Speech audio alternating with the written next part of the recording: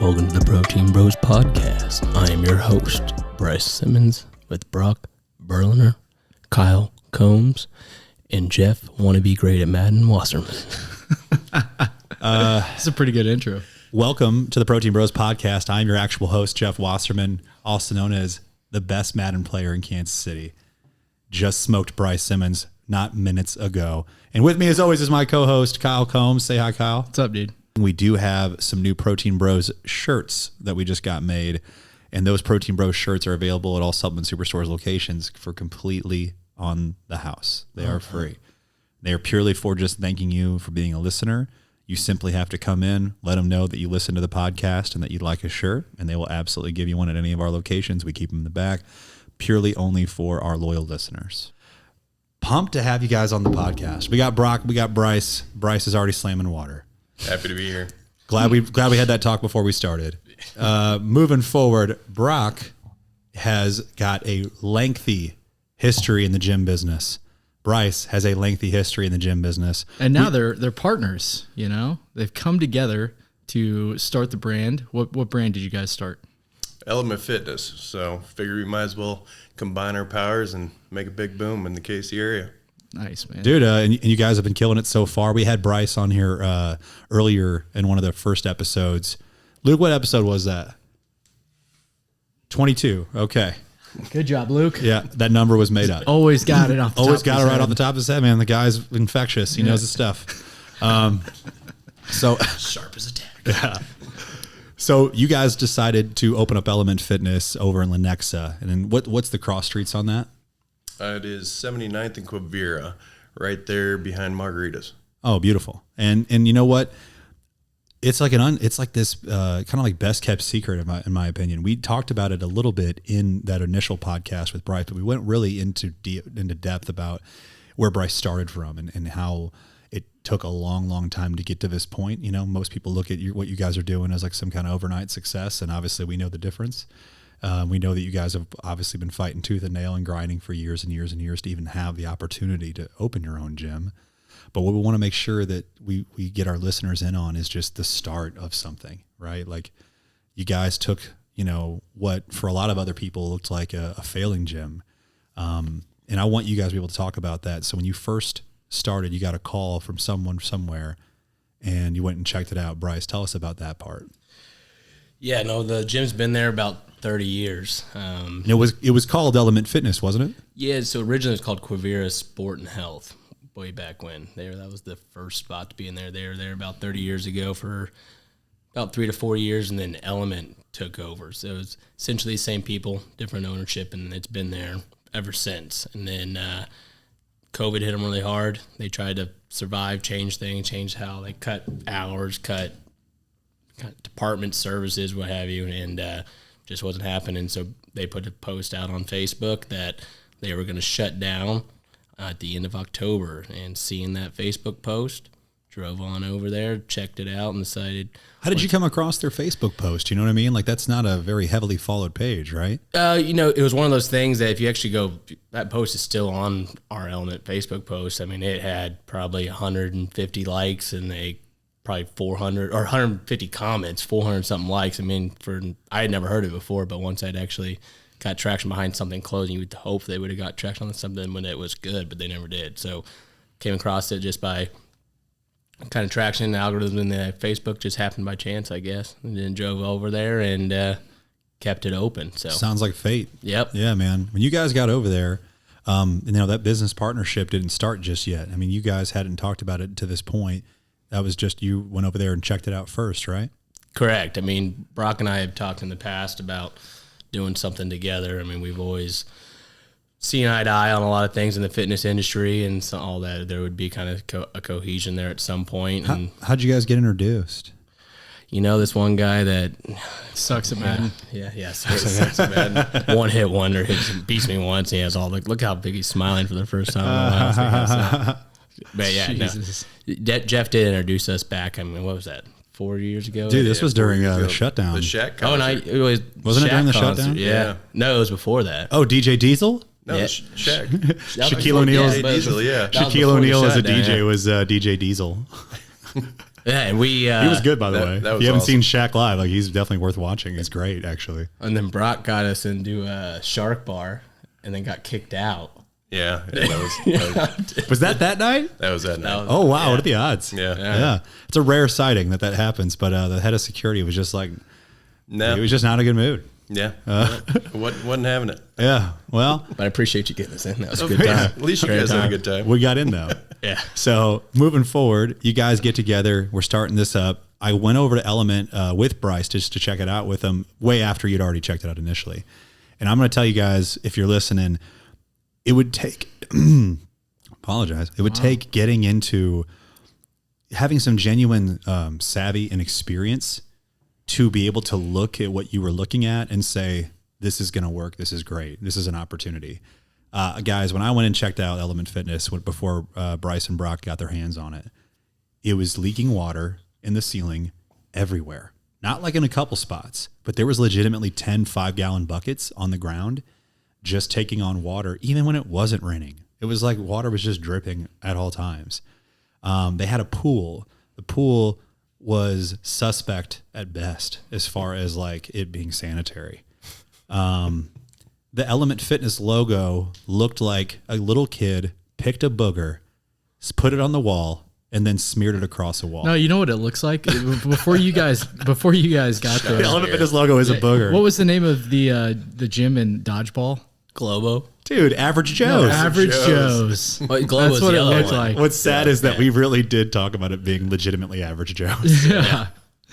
There were some characters, and you know, hey, shout out to the community that was already there, because the people that were at Element Fitness, even though the walls were falling down around it, they all loved it, and that's where I felt like, okay, this can work, purely because of the community that was there, that was in place, and I think that all those likes and those comments you talked about on that post, it really, it speaks to the fact that there was a lot of memories that people had with that club. And when you're there for 25, 30 years, you really build a relationship with that community. And there were so many people that I know commented that were like, I worked out there till I was 25, or, you know, I started working out there in 1995. And, you know, they were sad to see it go, but they also weren't, you know, supporting it. So 100%. And that, you know, whenever we actually saw the Facebook post, reading those comments was a huge part of it, just seeing how distraught everybody was and how upset they were.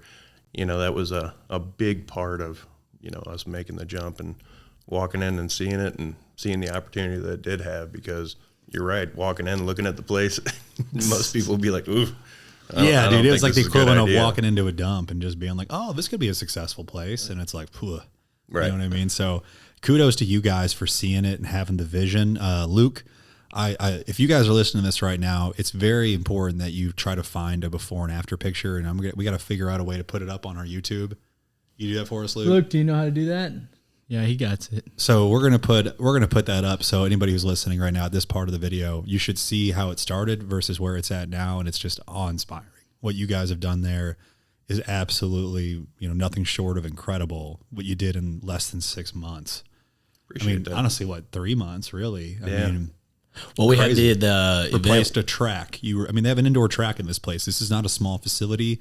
This is not a little gym. I mean, this is how many square feet? 21,000 square foot. 21,000 square feet, and it was just not a single foot of the 21,000 was updated. No. Yeah, no, we had it fully ready and go by that January event we had with S2 on. That'd be mid-January, so basically end of October till January, flipped that thing upside down and got it to where it is today. Still got a lot of awesome changes coming. Got the outdoor gym coming, some more updates throughout the facility. But yeah, no, it's been a lot of sleepless nights, being up till 4 a.m, go home, sleep for a couple hours, then actually, because we never shut down, so we would keep the gym open 5 a.m. During till 8. construction, yeah, and then we would shut it down or bring in construction to be able to avoid shutting it down, and then we would work all night. And so our members were awesome, because they'd come in and you'd have shit hanging everywhere and machines facing. That's actually a pretty funny story. So we would move machine just anywhere and just leave it, because we were like, you know what, it is what it is. And you'd come in after we'd go home for a little bit, and you'd have an elliptical in the middle of just imagine like a 2,000 square foot area that we were clearing out for actually the turf area now.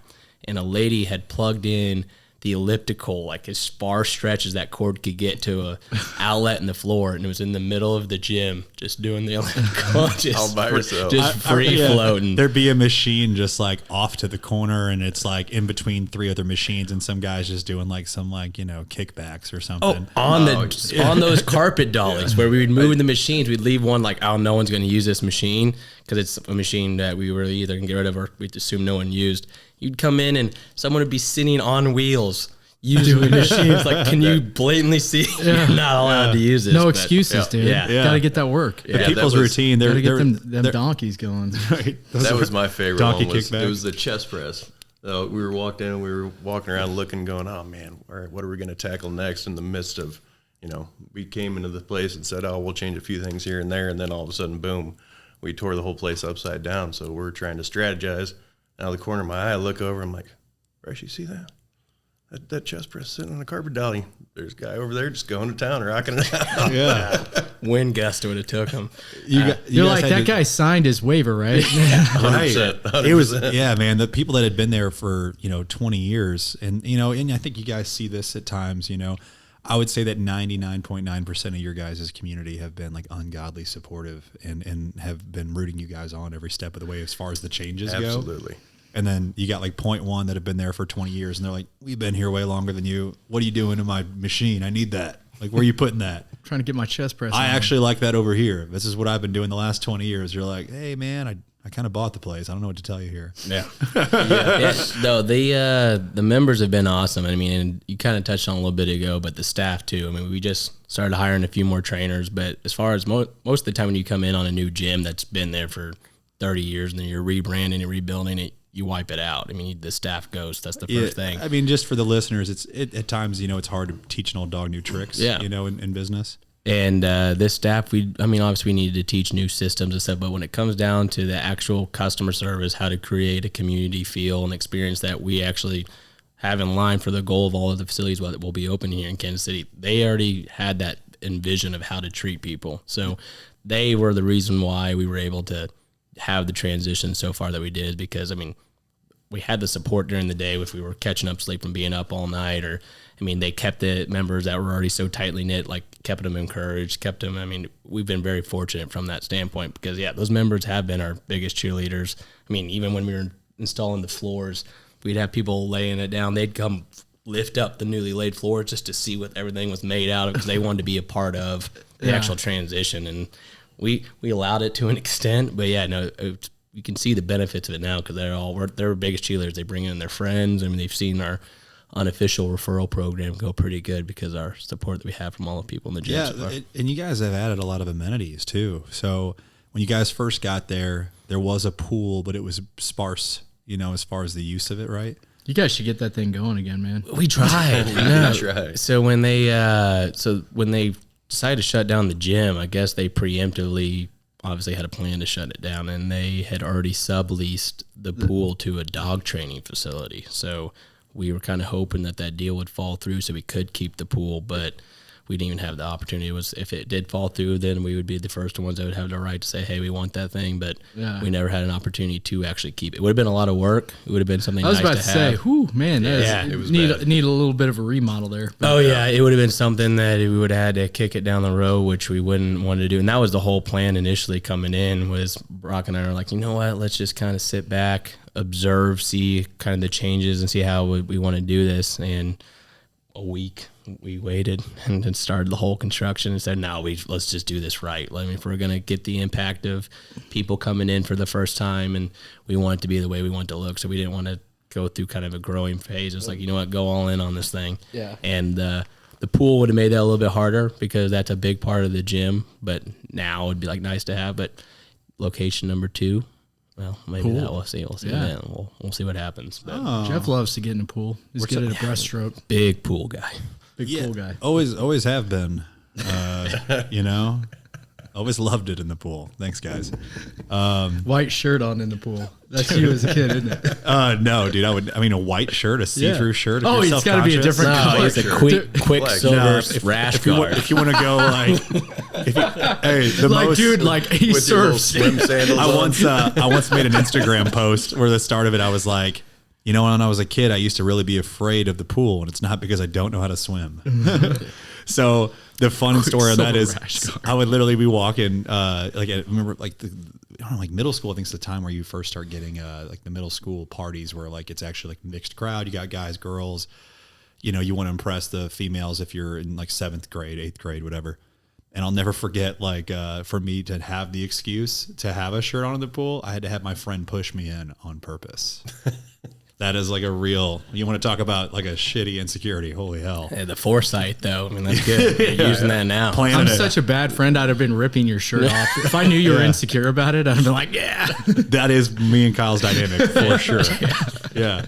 If I'm like feeling like dejected, Kyle's always the first one to just literally rub your face. Listen, dude, I'm supportive, man. Stick the knife in and twist. Absolutely. So, Brock, we've heard what Bryce's like story was as far as how he got into fitness. What's your background? How'd you get into fitness? What was your first job in a gym? What made you go down the path of making fitness a career?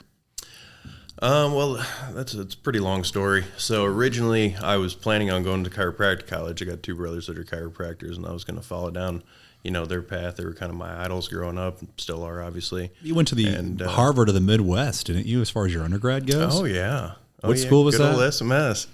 Dude, Missouri State University. Bears, baby. Oh, yeah. SMS. That's how old you are? That's how old I am. Sorry, continue. What does that even stand for? Southern Missouri? Southwest. Missouri State. Southwest Yeah. Missouri State. Now it's just Missouri State. Jeez, Bryce. But- You're the only one. You're the outcast of this crew right now. Yeah. 3 Bears and a Grand Canyon University. Yeah. I'm a lope. Antelope. One of them lopes. Okay. Yeah, so now it got to that point to where, you know, it was the decision had to be made to either enroll in chiropractic college, and I looked at the amount of schooling it was, and at that point in time I said, nah, I'm going to take a little break.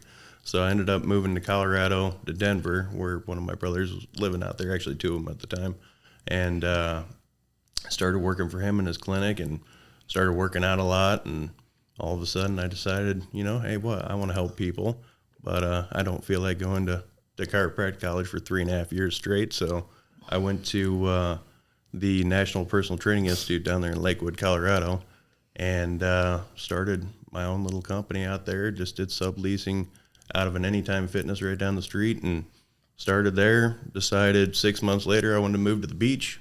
Originally had Tampa in place. A buddy of mine that was in the Navy, I went to high school with, one of my best friends, he was out there in Virginia Beach, Norfolk area.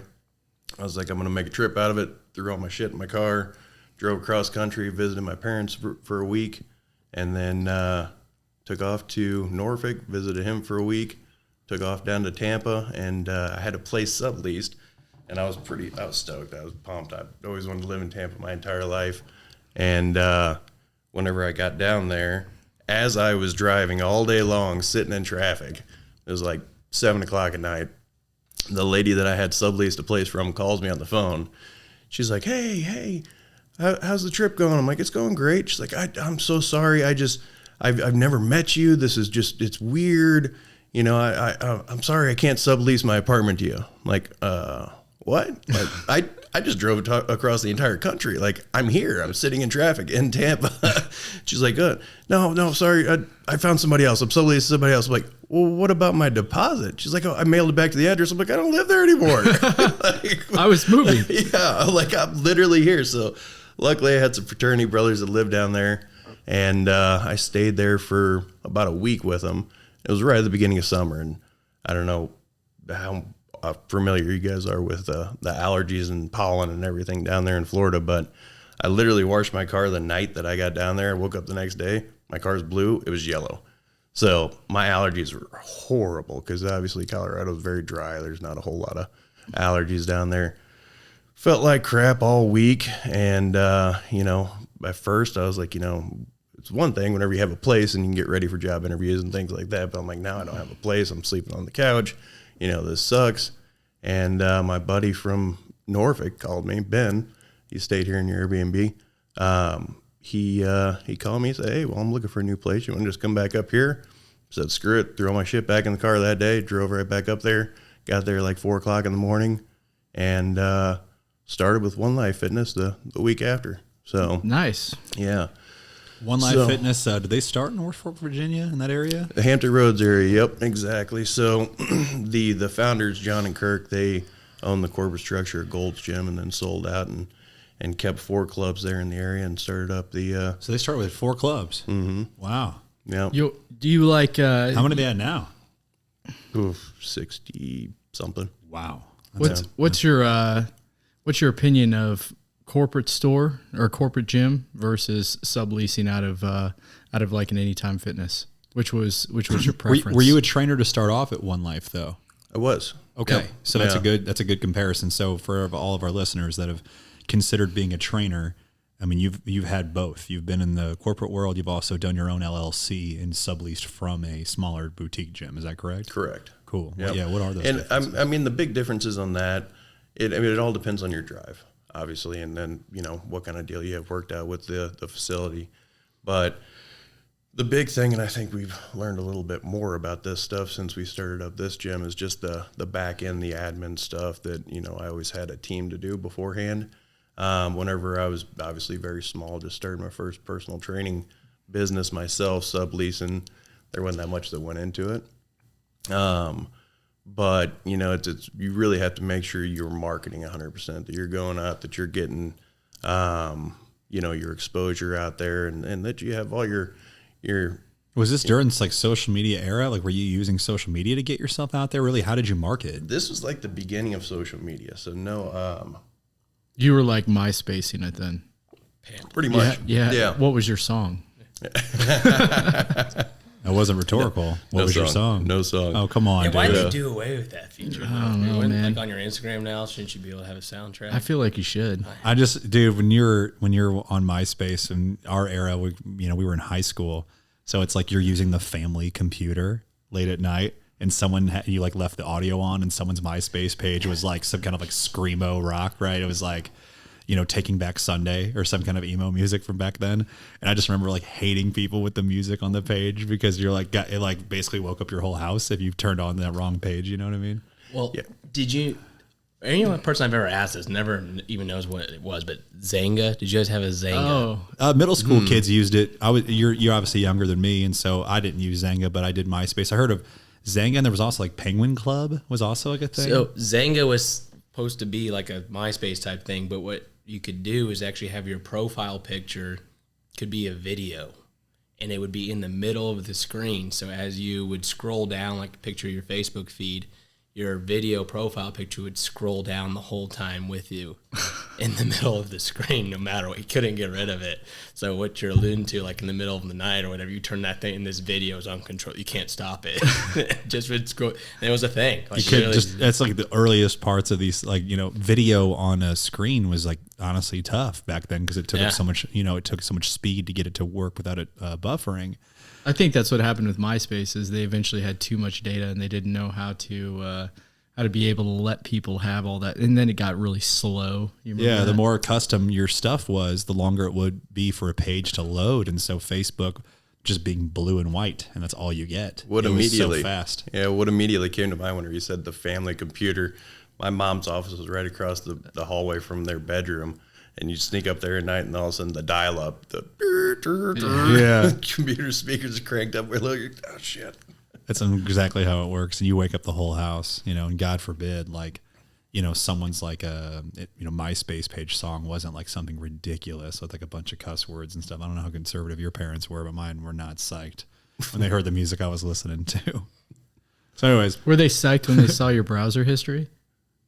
Oh, you talking about to me? Yeah, we're definitely talking about dude, you. Are you serious? I've been covering my tracks since day one. You think? Delete. Yeah, man. Now, whatever you were downloading on Napster or like LimeWire, if it's a long file. I just ruined the family computer for LimeWire. My mom's like, "What's going on here?" I don't know, Mom. I swear. This virus protection program says we have 82 new viruses. Like, I downloaded 4 songs. Like, what do you want from me? Yeah. But I got to go listen to my new CD right now. And 10 videos. I burned a good CD though, Mom. Here you go. Gosh, all right. So now that we've aged ourselves, you're at we're talking about Luke the difference. doesn't know what we're talking about for the last 10 minutes. Sorry, Luke. We're talking about Brock marketing with pamphlets before social media. Yeah, where you're going door to door. It's like, Pamphlets hey, had I'll, the little sign spinning on the side. I'll tell you how to get in shape. Here you go. Yeah. No, I mean, the big difference is, and there's a lot of benefits from going into a big box, working for a company. I mean, essentially, they give you all the tools. They provide lots and lots of exposure, and the security behind it's huge. So, but I mean, in the fitness industry, no matter whether you're freelance doing it on your own or whether you're working for somebody, it's an eat what you kill industry. You know, you will be as great as you want to be, and you'll get out of it what you put into it. And is that the case for working on the corporate side as well? As far as working on the corporate side, which part? There's a lot of different parts. Well, whenever it comes I'm saying to when you're a corporate. personal trainer versus like, so if I'm getting started, I think that the pros of working at a corporate gym is that I'm starting off as a personal trainer. I'm going to be force-fed clients because I have a very, very nice facility that's going to draw a bigger crowd. If I'm in a boutique style gym doing personal training as my own business, I have to rely on myself to bring those people into the gym. Otherwise, no one's going to funnel me a client. Is that correct? For the most part. Yeah. To an extent. So, I mean, kind of the way I've always ran PT departments is, you know. And this is at a corporate gym when you're running the PT department. Correct. Okay. I've always spoon-fed and gave initial trainers clients right at the beginning just to make sure that they have, you know, some sort of income coming in. They can start, you know, getting some experience under their belt. But there's a certain point to where, you know, the trainers that are going to grow and they're going to be top tier trainers, you know, they're cutting you off and saying, no, I'm going to go out and get them on my own. So, you know, I look for that drive. But then again, on the other side, you do need those trainers that just are really good at servicing their clients, taking care of them, making sure they have all their, you know, T's crossed, I's dotted, and they'll keep those clients forever and ever and ever. So tell me about how you get to One Life. You are just a personal trainer. You eventually start running One Lifes, right? Yep. So tell us, you know, what that climb was like, how that exactly happened, and why you think that you got that opportunity over other people. Was it just drive or? Yeah, drive. And because these are big gyms. Like, everybody should understand that, you know, One Life is big gyms in some of the nicest areas and cities across the country. Absolutely. Yeah. I mean, anywhere from, you know, gyms that are 45,000 square foot to 90,000 square foot. And they're, Jesus, 90,000. Yeah. It's yeah. like lifetime size, right? Yep. And that's, you know, that's no tennis courts, no anything like that. The most extent that they would have would be like a basketball court and a pool inside. So pretty much mostly just fitness facilities. You know, I started off as a trainer, built my client base up, had very good retention. My boss at the time that hired me, Tom Hill, he was the fitness director of the Norfolk location, and he ended up passing off his clients to me, took care of them, made some great relationships out of it. And then he moved up whenever we started opening up more clubs in the area to regional fitness director. And we were opening up, there was a Bally's that went out of business on Virginia Beach Boulevard. So we ended up going in there and taking over the space while we were building out a new facility right down the street. And that one at the time was the biggest one, 65,000 square foot in the Hampton Roads area. So at that point in time, whenever that happened, he came to me. You know, I showed him interest the whole time, wanting to move up, you know, year after year. And he came to me and said, hey, well, we're getting ready to expand. I'm moving to regional. This is where I'm going to be based out of. But do you want to go over and take over this little dinker of a Bally's that was there and was running, I mean, I think it was about a $12,000 a month PT business out of it at the point in time whenever I took over. Is that a weak number? I mean, for us that don't know shit about PT departments? Yes, that's very weak. Just kind of put it in perspective, a super successful one is about 80 to 100K a month. Jumped in there, really took over and just kind of held everybody accountable and put some systems in place and led from the front. Started, you know, selling personal training myself, doing all the orientations myself, the new members, and then passing them off, which obviously everybody there appreciated a lot because, you know, it was kind of at that situation at that gym. Their previous management was, you know, you got to do everything on your own. So if you want it, you got to go get it. They didn't have any help. and they just really felt like they weren't supported. So, after doing that, building that from, the 12,000, then it went up to 20, then 25, 30, 40. By the time we transferred over to the new facility, I had that club right about 45,000 K a month. And then hopped over to the new one. Obviously, new shiny penny didn't hurt my situation by any means. So everybody and their brother wanted to flood into the new fancy One Life that was in the area, and it was great. It was a beautiful club. A lot of ideas building that thing out actually transpired into Element here whenever we built it. What are some examples of that? Like, what did you guys like to, what inspiration from that was carried over into Element? I would say how wide open it is a big part of it. The open turf, floor plan. Yeah, the open floor plan, the turf right there in the middle. With gyms, it's, everybody thinks, they see a successful gym and actually see the revenue and the profit that you get out of it. And, these folks go in, they have a bunch of money and they jump in there and they go, oh, well, man, that's awesome. I can make all this money. I want to go ahead and do it. Right. But, anybody can lease space. Anybody can buy a building and throw a bunch of equipment in it. But it's really the people and the vibe and how everything flows in there and just the overall morale of the facility. There's how many gyms have you walked into and you just feel like it's almost like a morgue and you're just here. Yeah, and I'm not welcome here. There. Right. Yeah, I'm not welcome. Right. Yeah. So, that's one of the biggest things. And it comes down to, how you set it up, your color schemes, what you have on the wall, how you have your front desk set up is the biggest part. A lot of places look at the front desk as, oh, they're just the front desk. Well, no, they're one of the most important people in the place. I look at it as like the command center of the ship, Well, you think about it, if somebody's trying to make a lifestyle change, we know it from our business personally. It's like a lot of people build up this scared mindset in their head. And so they walk into a gym. If the first thing they see is a desk that doesn't seem welcoming, they're like, you know what? I'm out of here. Or just a face, right? Yeah, or somebody who's not welcoming, somebody who's like, doesn't greet them. That's right. They're gonna confirm their worst fears, or you're going to shake those fears and say, hey, no, there's no reason to be scared. We're welcoming here. We love that you're here. We're excited that you're here. Exactly. And that's, the gym industry has age-old horrible stigma of, we're going to get you in here. We're going to figure out a way to sell you no matter what, if we got to tell you the truth or not. And we're going to get you locked into this contract that you can't get out of. You don't have to do that. It's, you go on the customer service side of actually wanting to take care of people and be 100% open with them, 100% honest. People appreciate that. And then, you're going to provide the service. You're going to provide a great experience for them. You're going to keep the equipment updated. You're going to keep the gym clean. So they're going to love you and they're going to stay with you. Yeah. People understand that, as a business, as a gym, you have to make a profit, right? Sure. Where people get weird about that is when I feel like I'm sitting down with somebody, they're trying to close me. They're like, hey man, let me cut you this deal.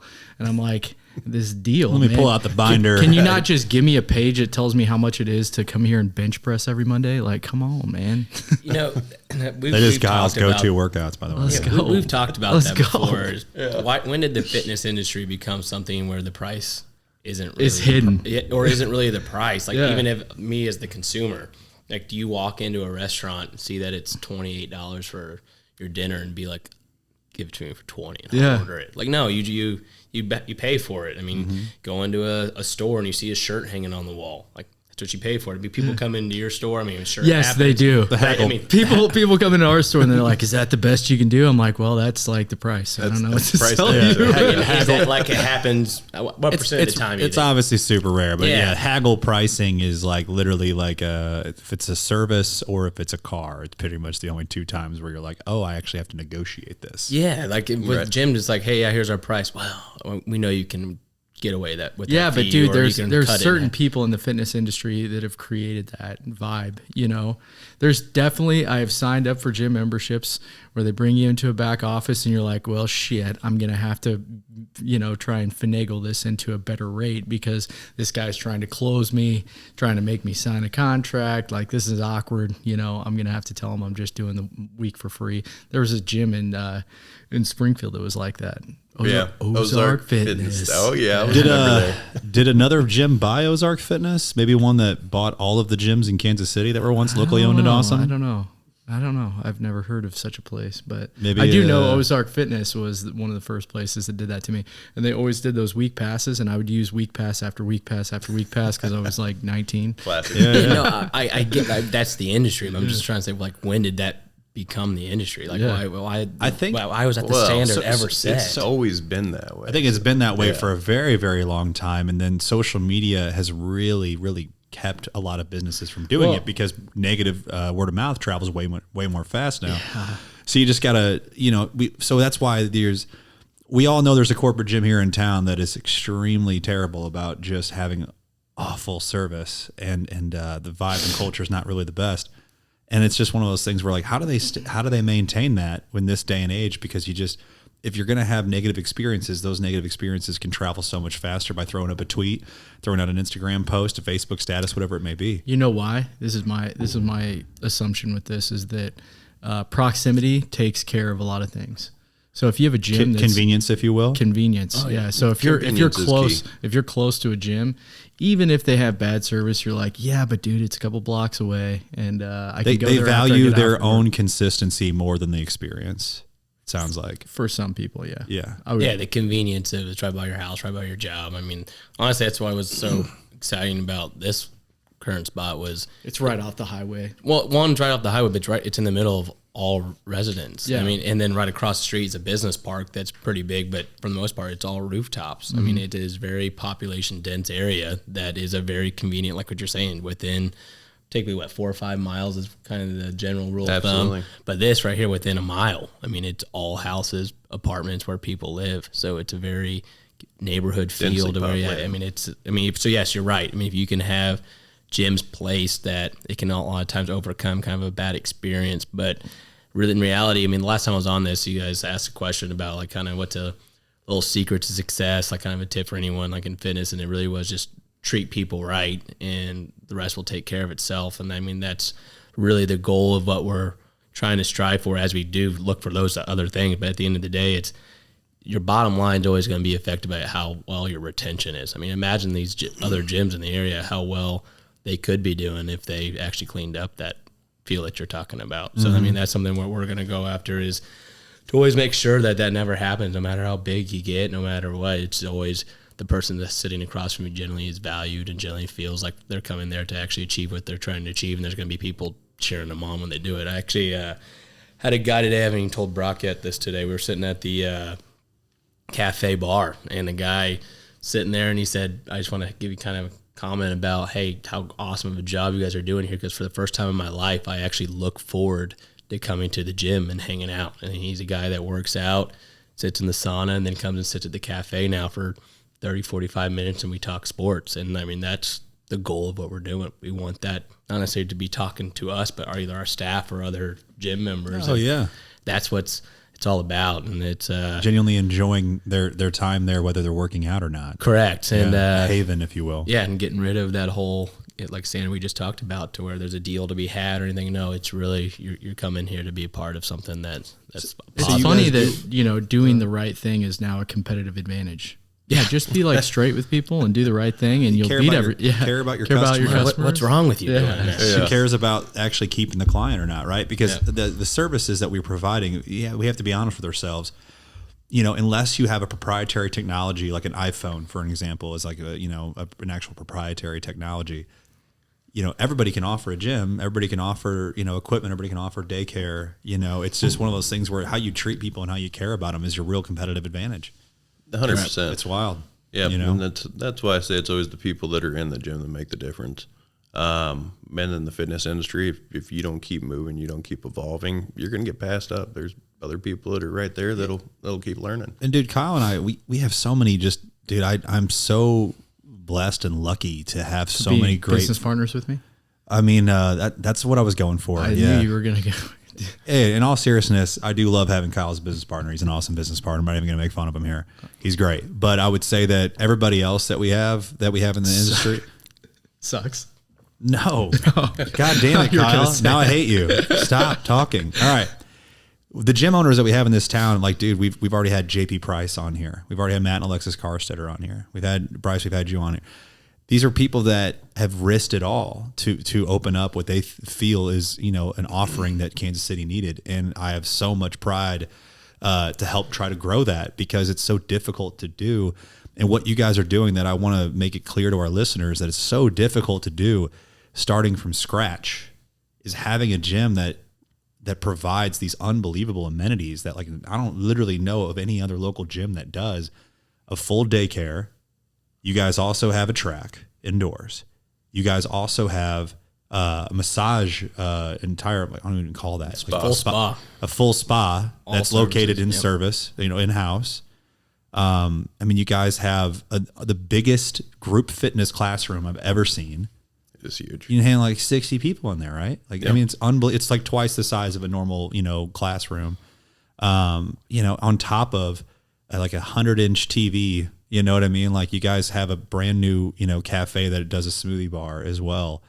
That's a huge undertaking. Each one of those different amenities have to be managed. You know what I mean? And so it's just unbelievable what you guys are doing. I want to take my cap off to you, because it's difficult as hell to just run a gym, but you're also running a daycare. You're also running a cafe. You're also selling meals out of there. You also have a massage, or full spa, you know, going on in there at the same time. And then, Bryce, you're also doing sports performance out of there still?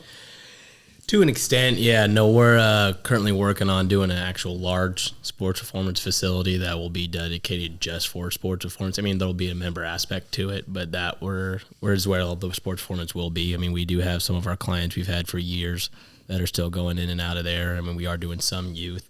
It's more of a case by case. We're not really promoting it by any means, but if it's those that really seek us out, we do the training. So as of now, and you know, today's what, March 24th, I think. Yeah. You guys like are the, you know, one-stop shop for all things general fitness in that case, but we've got plans on being sports performance as well. Obviously, in new locations coming as well. Yeah, we're fortunate to where, I mean, just being in Kansas City the last 6 years or so, that's what I've been doing. And, I mean, I was on doing what we're doing now out in Arizona, but here the sports performance is something I fell in love with, and I want to always have an aspect of that, and was fortunate enough to build some pretty awesome relationships over the last 5 or so years, and those relationships still want to come together and actually do a pretty awesome facility. So that will be a location we do, but also we'll continue to do these style gyms where it is your full amenity fitness gyms that are community-based, neighborhood-based, and that's where our growth is going to come here as Element. But yeah, the sports performance thing isn't going to be a key focus of those types of facilities, but we'll have one main one that will have your basketball courts, volleyball courts, stuff like that. Will it be under the name Element? Oh yeah.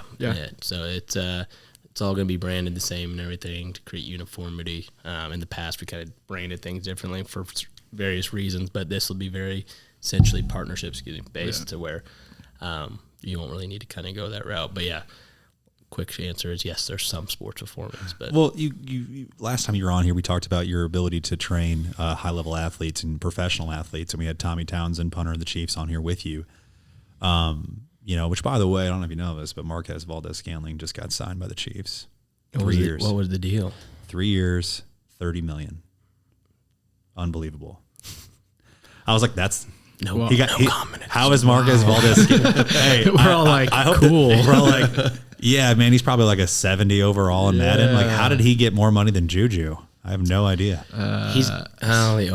Juju's been dealing with some stuff, but I mean, Valdez is literally that speed guy that never became the speed guy in Green Bay. So it's kind of like, why couldn't it work with Rodgers? But also it's going to work. Hopefully we're wrong. Hopefully that's great signing. Yeah, hopefully next year. Totally turned it around. Hopefully Matt LaFleur was just like, I don't know how to use Valdez Scantling, because it's like, I have no idea, but I guess he's going to hopefully take the top off like Tyreek did, kind of. I mean, McCole can do that. You would think that they would have some sort of hunch that they were going to be trading away Devontae Adams, and with that would have kept Valdez if it was something of substance. Right. But no, you didn't. So that's kind of a... Yeah, like, why would they let that guy go? Maybe it's the same thing as why we let go Pringle. Like, he can make more money elsewhere, so let him go. I mean, Green Bay also let Lovett go, so I don't agree with anything they do. I hope John Lovett listens to this, because we love you, man. True 4-5 fullback. There we go. That's right. Former COVID shutdown Bryce what would you call this? Like he's obviously a professional athlete, but I'm saying like he was your client, I guess, at the time. Yeah, I mean, I didn't know what direction you were going with. I know, I know, but no, John, well, he's obviously a friend too. But yeah, John Lovett, awesome dude, and he was like trying to make the Chiefs back then. The Chiefs let him go. The Packers signed him. Not only does he make the team, he becomes a special teams captain. Yes, sir. He is a awesome story. Anyone listening, look up John Lovett. He is quite the guy. Princeton grad. A quarterback in college, then plays fullback. Well, hold on. Yeah. In college, quarterback with a broken wrist. So he's literally catching snaps with a club like this. Seriously, you can look it up. And then he's running the ball. Like, so yeah, he was supposed to be like the Taysom Hill type guy, and he will have a spot in the NFL until he decides to stop playing, just because of the drive, the ability to overcome adversity and odds. I mean, he's quite the character. I would definitely look him up for those who are and Green Bay, let him go. He's Tyreek Hill's latest teammate. Is that right? He is in Miami now. Dolphins? Yeah. So I mean, what a combo of Tua. You got Waddle, Hill, and Lovett. I mean, what else do you need? There you Waddle's go. good, man. He did a lot for my fantasy last year. Yeah, no, that's it'll be a fun offense to watch. I don't think it's going to be any means a Good contender, offense. but it'll be now like we play the Dolphins. Or was it around to say the Chargers play the Dolphins? I'll turn that game on now. But I wouldn't have before Hill was there. So It'll be fun to watch. That'll be true. But what were we in the middle of on that? Yeah, so back you were to talking about the sports performance, and you talked about the Tommy Townsend. I don't know where you were going with that. Oh, I was just saying that I Marquez Valdez got signed. We were talking Chiefs for a second, so I threw that in there. But I was going to say for Brock, basically opening element has been your first like real dive into business ownership. Outside of being a independent contractor when it came to being personal training. Yes, sir. So what did you always have a goal of opening your own gym? Was that something that you were always passionate about, or did you just kind of fall into it? Or did you over time working in the industry start to realize, hey, I can do this better than everybody else, and so I should? I would say, to be quite honest, 99% of personal trainers, whenever they start a trainer, it's, one of the interview questions, where do you see yourself in the future, 2 years, 5 years? Everything's going great. 99% are going to say, I want to own my own gym. Mm-hmm. That is true, man.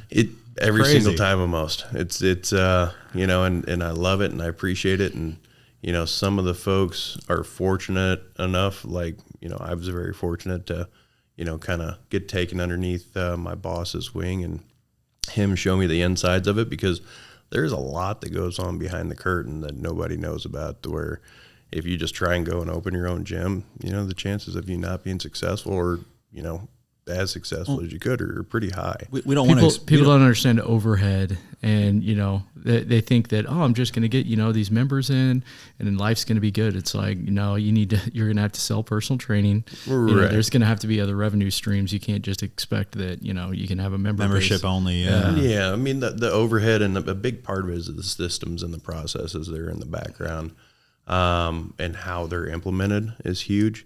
Like Jeff, you were talking about all the different amenities and how, each one of those have a different system and a different process that, Bryce and I implement very strategically on each one. And then we have our management checkpoints that we check in to make sure that they don't steer off track, because it's very easy for them to derail if you don't stay on top of them. And that's the only way that everything runs smoothly. But managing all those is a huge undertaking.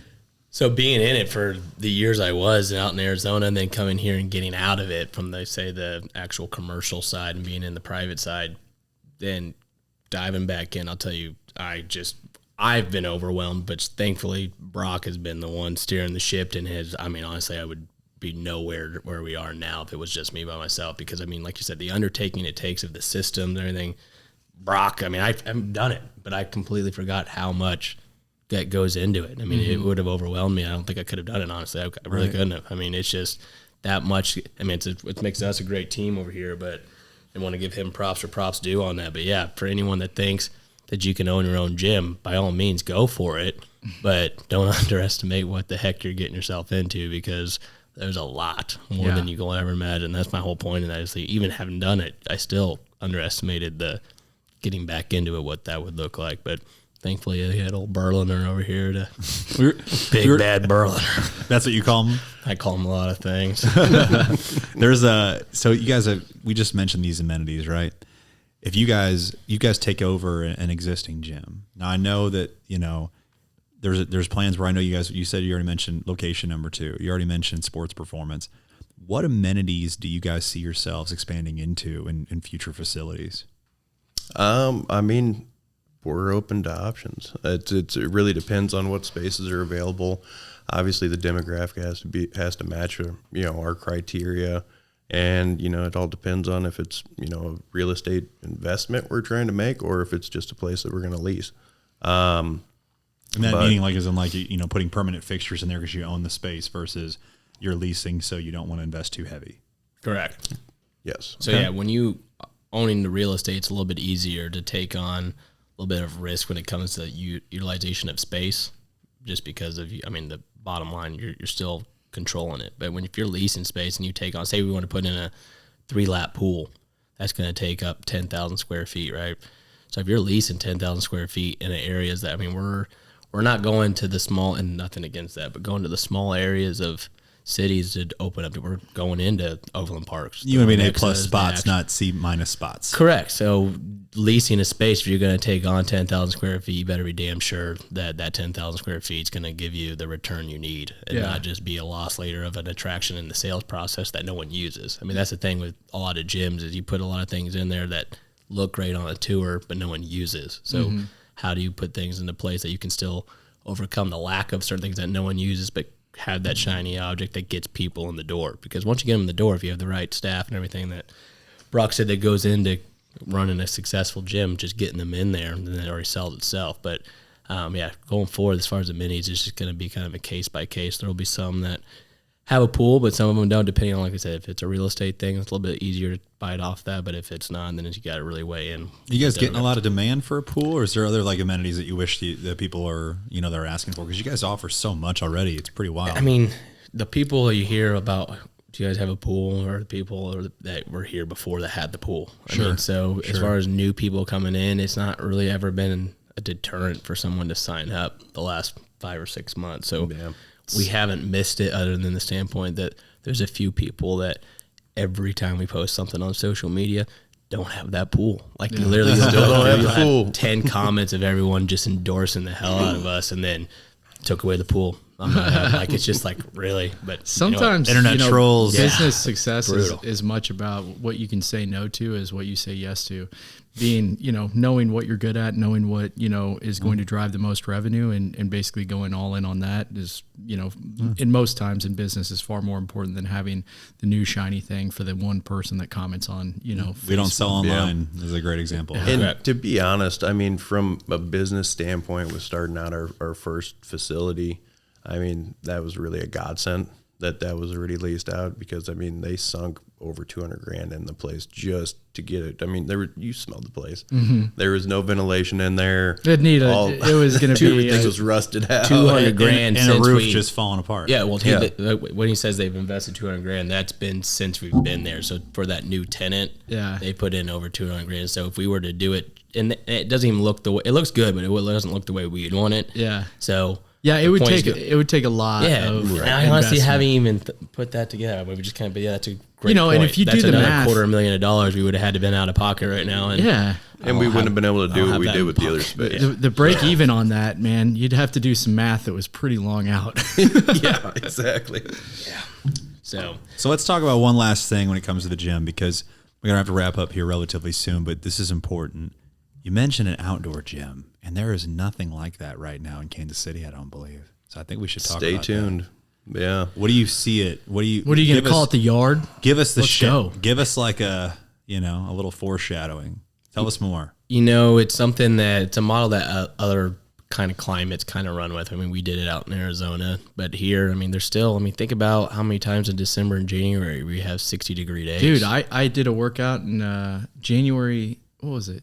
I had January 1st or 2nd of this year that was outside. My gym has a little outdoor spot, and it was like beautiful. It was like 60 or 70. Just a complete different experience. Yeah. So, we just actually got not approval, but they said they're going to allow it. To what extent, we got to figure out. And actually, we're going to be able to put it on the south side of the building, which is going to be great. We would prefer to have that in the first place. We just thought behind given it would be a little bit hidden, the city would like that more. But they want it on the south side, so we're going to put it on the south side. Which That's is great. wild. It's right on the street. So you're literally going to be able to see it from the street. It's literally Yeah. the outdoor gym will have a little bit of grass and then the street. So people, I never thought it, like you said, we never thought it was a possibility. But we were like, oh, we'll tuck it behind loading docks, all that stuff. And they were like, hey, would you guys consider putting it on the south side of the building? Done. Yeah. Yes, we'd gladly All do that. right. Yeah. But yeah, no, it'll be a full gym. I mean, that is the most exciting part about it. We're going to get 6,000 to 7,000 square feet out there. Being conservative, honestly, hopefully a little bit more than that. But we don't have to. That's going to be a freaking that we big- don't have to pay rent on. So that is a 21,000 square foot gym just turned into a damn near 30,000. But it's going to be turf football field out there. You're going to have squat racks, benches, dumbbells. All is going to kind of have that rhino lining on it. So it's weatherproof and it'll have an overhang over once we get a cash flow. The dumbbells and so forth, a little bit of an overhang. Yeah, but then you have your tires, your sleds. I mean, it'll be awesome, especially with our athletes we train out of there. It'd be a great spot because you got about an open turf space. Very, very Instagrammy. Jeff's going to be out there in his Quicksilver rash guard. Yeah, he's bringing back out the guard. I still don't even know what that is. Dude, that's when you're a kid and you want to go surfing or whatever. You put that bad boy on. You grew up Super tough. surfing, Kyle? No, Just dropping surf terms? No, none of us grew up surfing, Jeff. We just know what it is because we're not dumb. That might be something Luke can insert into this video. Is a Jeff in a rash guard. I can't even think good, so I don't. A rash guard of a kid in the pool, and he's like 12. That'll be worth the drop. Never. I just grit and bared my rashes. I just got them, and then just No, it's nothing. It's just Listen, it's bro. an excuse to wear a shirt in the pool. Essentially, what it is, because it's a waterproof shirt. So it's one of those. Yeah. It's like a wet shirt. Yeah, it's A a wetsuit shirt. Yeah, it's Wetsuit, sure. Got but it. they're called They rash sell them in guards. kits with the river shoes. Yeah, dude. I mean, like, if you're wearing a rash guard, if it's one of those like wetsuits, like that ain't hiding anything. You're just putting on like a Spider-Man shirt. You know what I mean? Like you're just putting on a Spidey suit. You're like, we can all see your bellies. You know what I mean? Yeah, that Now it's didn't just work like- in his predetermined push in. I just so man. happen to have my rash guard. You got to on. wear a swimmy shirt. It's got to be at least 2 sizes too big. You got to be wearing a dress in there. Yeah. You're doing it right. Yeah, we'll put a little kiddie pool and Jeff in the rash guard outside in the summer, little block party. Hey, right after this, we got a 1-chip challenge. You guys are in for that, right?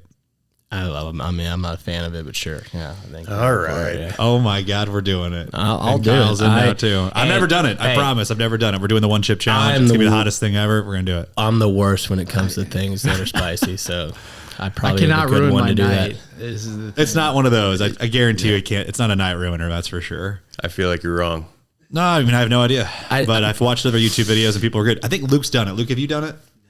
Okay, yeah, that was I don't even know what your this chance is. to I did actually. stupid. I That did was your some- chance to read my mind and say, "Yeah, I've done it. It's not a big deal." But thanks for having my back. I ate some Thai I've food the watched other night. plenty of And I videos. asked for Thai hot. Have you guys ever had Thai food? Were you at and asked Bamboo for- Pennies? Oh. Yes. Did the waiter Oh my- did the waitress go, do you want Thai hot? Yeah. Dude, Bamboo Pennies is so good. It is solid. And they're freaking hot. You get through like the first half and you're like, this isn't bad. And by the end, you're like crying. You're Yeah, just no. like, oh Sinuses my are cleared. God. Yeah, I do the mild one over there, and it still Yeah. kind of gets me. Yeah. It's great. When you go there, if It's the best Thai food. purposely ask for the Thai hot.